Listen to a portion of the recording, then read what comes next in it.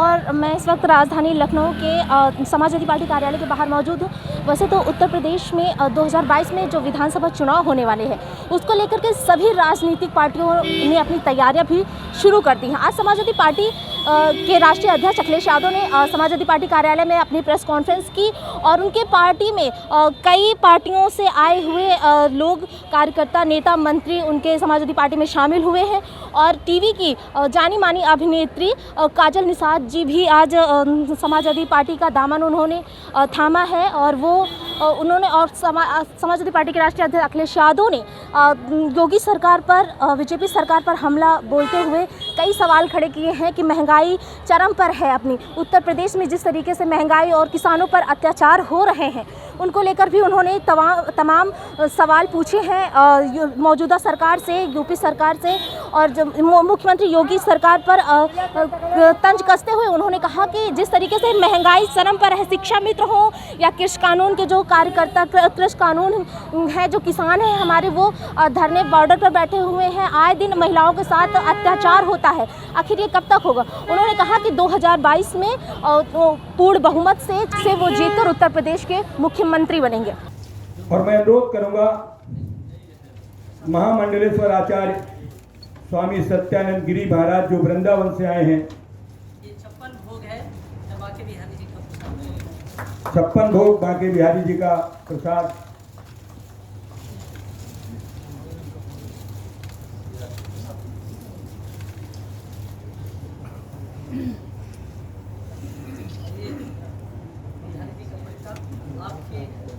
आपकी विजय के लिए कि आप विजयी हो और सबकी समस्या सुनकर मुख्यमंत्री बने।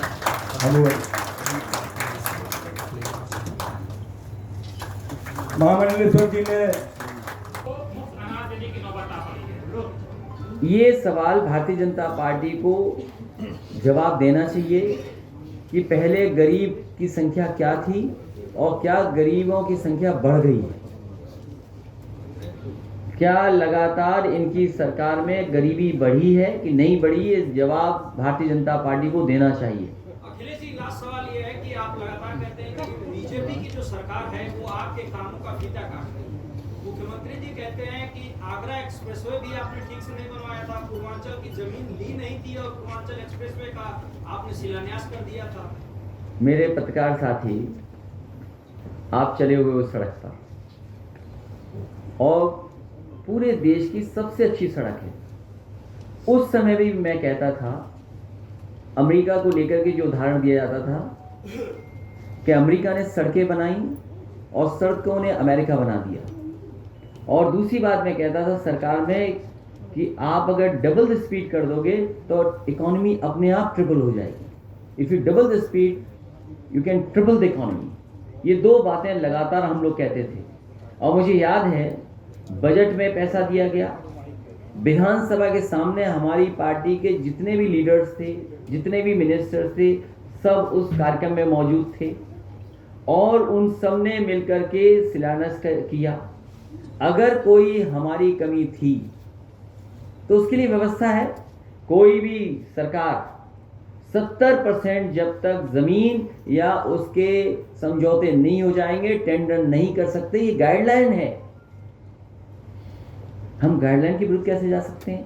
क्योंकि भारतीय जनता पार्टी को अपने ठेकेदार एडजस्ट करने थे, इसलिए उन्होंने टेंडर कैंसिल किया। आप उनसे पूछिए, जिस गांव तक समाजवादी पार्टी ने लैंड एक्विजिशन किया था, गाजीपुर का हदिया गांव, अरविंद जी वही गांव है, हैदरिया गांव तक आखिरी जमीन एक्वायर हुई थी। हैदरिया गांव तक, उससे आगे अभी तक 1 इंच भारतीय जनता पार्टी की सरकार ने लैंड एक्विजिशन नहीं किया है। जो अलाइनमेंट समाजवादी सरकार का था वही अलाइनमेंट समाजवादी सरकार वही है आज। जो टेंडर डॉक्यूमेंट्स बने थे वही हैं।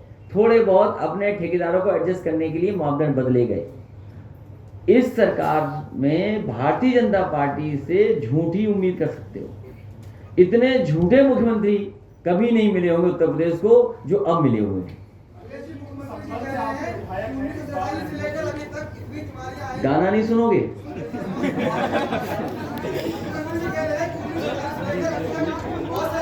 अध्यक्ष जी एक सवाल आओ इधर से भी ले लीजिए। राष्ट्रीय अध्यक्ष जी एक सवाल इधर भी ले लीजिए। योगी जी ने कहा है कोरोना प्रबंधन में विदेश। अगर आपने उनका कहना मान लिया तो आपका भविष्य अंधकार में चला जाएगा। योगी जी ने कहा है सर, योगी जी ने कहा है कोरोना प्रबंधन में विदेश में चर्चा हो रही है। तेज वॉल्यूम में गाना बजाइए। बेरोजगारी धर्म हो गई, बेरोजगारी धर्म हो गई, रेप और हत्या परम हो गई, कानून व्यवस्था है ध्वस्त पड़ी, गूंगी बहरी ये सरकार चिलम मार के मस्त पड़ी, इन पर कड़ा लगाम होगा, काम होगा, काम होगा, 2022 में काम होगा।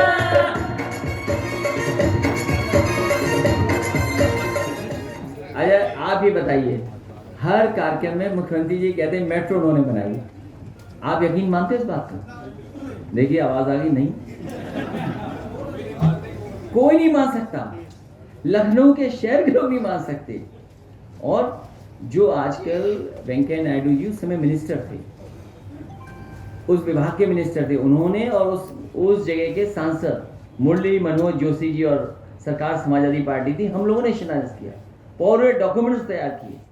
और अगर इन्होंने मेट्रो बनाई होती तो याद कीजिए झांसी में मुख्यमंत्री जी ने क्या कहा था कि गोरखपुर में हम मेट्रो बनवा देंगे। जो व्यक्ति अपने शहर में मेट्रो नहीं बना सकता वो दूसरे शहरों में कैसे मेट्रो बनाएगा?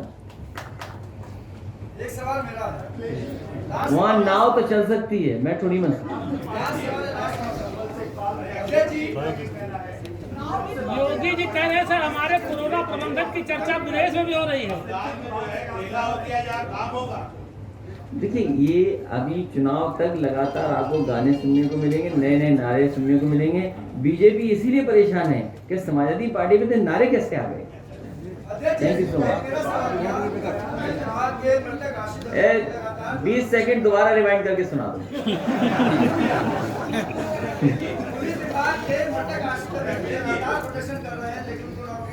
ये सरकार की नाकामी है कि जिनके परिवार के लोगों ने इतनी सरकार की सेवा की हो, अपनी जान दे दी हो, उनको मदद नहीं करनी। और याद कीजिए वो जब शिक्षकों का सवाल आया था, इस सरकार ने कहा कि केवल 3 शिक्षकों की जान गई है और बाद में शिक्षक संगठन खड़ा हो गया, इन्हें स्वीकार करना पड़ा कि 1600 से ज्यादा है।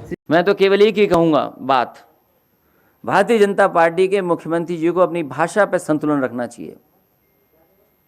कल मैंने इंटरव्यू सुना है, हमारा आपका मुद्दों पे झगड़ा हो सकता है, लेकिन अगर हमारे पिताजी के लिए कुछ कह रहे हो तो तैयार रहना अपने आपके पिताजी के लिए भी मैं कुछ कह दूंगा।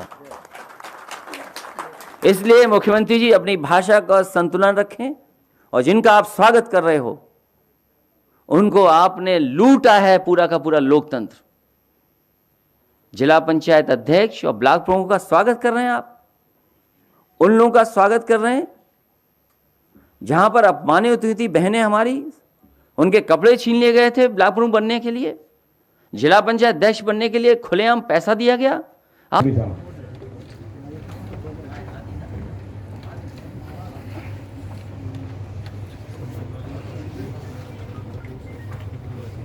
उत्तर प्रदेश ही नहीं, सारा भारतवर्ष ही नहीं, बल्कि पूरे दुनिया की चाहत जिस पे लगी हुई है, ऐसे हमारे लीडर मोहतरम अखिलेश यादव साहब, मोहतरम नरेश उत्तम पटेल साहब और यहाँ मौजूद तमाम बड़े बड़े लीडरान जो दूसरी पार्टियों से आज समाजवादी पार्टी में शामिल हुए हैं, समाजवादी पार्टी के तमाम नेताओं, दोस्तों, भाइयों और बहनों, मैं सबसे पहले इन लोगों को बहुत बधाई देना चाहता हूं और इनका शुक्रिया अदा करना चाहता हूं कि आप लोगों ने आज समाजवादी पार्टी में शामिल आप हुए हैं। आपको दिल की गहराइयों से आपका अभिनंदन करते हैं और आपको यकीन दिलाते हैं कि आपको समाजवादी पार्टी में खुलकर काम करने का मौका अखिलेश जी से मिलेगा। लेकिन एक ही बात कहना चाहता हूं दोस्तों, देश की हालत बहुत ही ख़राब है। मैं मुंबई में रहता हूं, लेकिन मैं मुंबई से भाग भाग कर हर हफ्ते आता हूं, लोगों को समझाता हूं कि शायद तेरे दिल में उतर जाए मेरी बात। क्यों आज ज़रूरत है, जो लोग आज इस देश के संविधान को ख़त्म कर देना चाहते हैं, जो लोग आज गंगा जमुनी तहजीब को आज तोड़ देना चाहते हैं, वो लोग आज हमारी मीटिंगों में अपने वर्करों को भेजकर पाकिस्तान जिंदाबाद का नारा लगा करके हमारी पार्टी को बदनाम करना चाहते हैं। कितने झूठे लोग हैं, सोचिए जरा आप। सत्ता में रहने के लिए ये लोग कुछ भी कर सकते हैं। आने वाले 6 महीने में ये क्या क्या नाटक करेंगे वो देखिए आप, क्या क्या करते हैं लोग। और भोली भाली जनता इनके बहकाव में आ जाती है और 5 साल उत्तर प्रदेश का बर्बाद कर दिया इन लोगों ने। क्राइम का ग्राफ देखिए आप कितना बढ़ गया। आज पूरे भारतवर्ष में सबसे ज्यादा क्राइम अगर कहें तो यूपी में है। बेकारी, गरीबी ना छोड़कर देखो तो ये रिश्ते निभाना किस कदर आसान हो जाए। टिकट मांगिए, खूब मांगिए, जितना मांगना हो, लेकिन हाथ जोड़कर कहना चाहता हूं जो मेरे दिल में एक परेशानी कि आज आप समाजवादी जिंदाबाद बोल रहे हो, कल टिकट नहीं मिले ना तो भी समाजवादी जिंदाबाद ही बोलना। समाजवादी लोग हैं, हम डरते नहीं है तुम्हारी एक कमल की 2 डंडियों से, और हम बिकते नहीं है तुम्हारे चुने हुए घमंडियों से। हम डरते नहीं है तुम्हारी एक तानाशाही की 2 तलवारों से, और हम बिकते नहीं है तुम्हारी जुमलाबाजी और अत्याचारों से। और तुमने तो सिर्फ हिंदू मुसलमान किया है ना, तो जातिवाद फैलाकर तुमने धर्म हमारा बांटा है। अरे जालिम उस देश को बर्बाद कर रहा है जिस देश का अन्न तू खाता है। तुम याद करो तानाशाही से तुमने लहू कितना बहाया है, दंगा फसाद करवाकर घर घर जलाया है। तुम याद करो सुरक्षा का वादा क्या तुमने निभाया है, उत्तर प्रदेश के कोने कोने में दबंगई फैलाया है। तुम याद करो महिला सुरक्षा का वादा क्या तुमने निभाया है, नामांकन करने जा रही महिला का चीर तुमने खिंचवाया है। चीर खींचने का काम करेंगे आप, चीर खींचने का काम करेंगे दुशासन बनकर, क्योंकि भाई आपके दुर्योधन बनकर बैठे हुए हैं और पिताजी दाढ़ी बढ़ाकर जो है धृतराष्ट्र बने हुए जिनको कुछ दिखाई नहीं देता। और जितनी महिला नेत्रियां हैं सब आंख में पट्टी बांध करके गर्दारी बनी हुई है। ये क्या यहाँ पे जो उत्तर प्रदेश को जंगल राज बनाना चाहते हैं, हस्तिनापुर बनाना चाहते हैं। इसलिए मैं कहना चाहती हूँ कि महिला होने के नाते ये दर्द है, ये तकलीफ है मुझे कि इन्होंने जो वादा किया था ना, बेटी बचाओ बेटी पढ़ाओ, और बेटी बचाओ कह के क्या ये चेतावनी देना चाहते थे कि भाजपा की सरकार आ रही है, अपनी बेटी बचाओ। इसलिए मैं कहना चाहती हूँ, क्या तुम याद करो महिला सुरक्षा का वादा क्या तुमने निभाया है, नामांकन करने जा रही महिला का चीर तुमने खिंचवाया है। अरे नराधमो, एक महिला के आंचल पर तुमने हाथ डाला है। तो मैं कहती हूँ, मैं वादा करती हूँ, पूरा समाजवादी वादा करता है कि 2022 में तो क्या अगले किसी भी चुनाव में कमल चिन्ह का नामो निशान नहीं होगा। नेता तो होगा लेकिन झूठा, जुमलेबाज और बेईमान नहीं होगा। लाल कर दिया तुमने अपने हरकतों से अपनी माटी को, और कलंकित कर दिया तुमने अपने हरकतों से अपनी जाति को। क्यों? मोदी नाम का ही कोई था ना तो पैसा लेकर भागा था, मोदी नाम का था ना। तो लाल कर दिया तुमने अपने हरकतों से अपनी माटी को, और कलंकित कर दिया तुमने अपने हरकतों से अपनी जाति को। जहर पिलाकर जाति का इन प्रदेश के परिवारों को भय और लालच दिखलाकर तुम लूट रहे किसानों को। वो किसान जो हमारे देश की धड़कन है, जो दिल है, उन्हें लूट रहे हो। पूरी दबंगई, पूरी मक्कारी प्रदेश में बर्बादी है। पूरी दबंगई, पूरी मक्कारी प्रदेश में बर्बादी है। सारा देश जान चुका ये हरकत भगवाधारी है। बहुत हो चुकी मक्कारी, बस बहुत हो चुका हस्तक्षेप। समझा दो इनको वरना भभक उठेगा पूरा प्रदेश। प्रदेश अगर हो गया खड़ा तो साए साए मच जाएगी। प्रदेश अगर हो गया खड़ा तो त्राह त्राह मच जाएगी। घमंड में इनकी हवा भी साए साए निकल जाएगी। फिर क्या होगा अंजाम इसका अनुमान नहीं होगा। अरे नेता तो होगा लेकिन झूठा, जुमलेबाज और बेईमान नहीं होगा। बाबा प्रदेश की चिंता मत करो, मैं बाबा को। हमारे चैनल से जुड़े रहने के लिए सब्सक्राइब करें, लाइक करें, शेयर करें और बेल आइकन को प्रेस करना ना भूलें।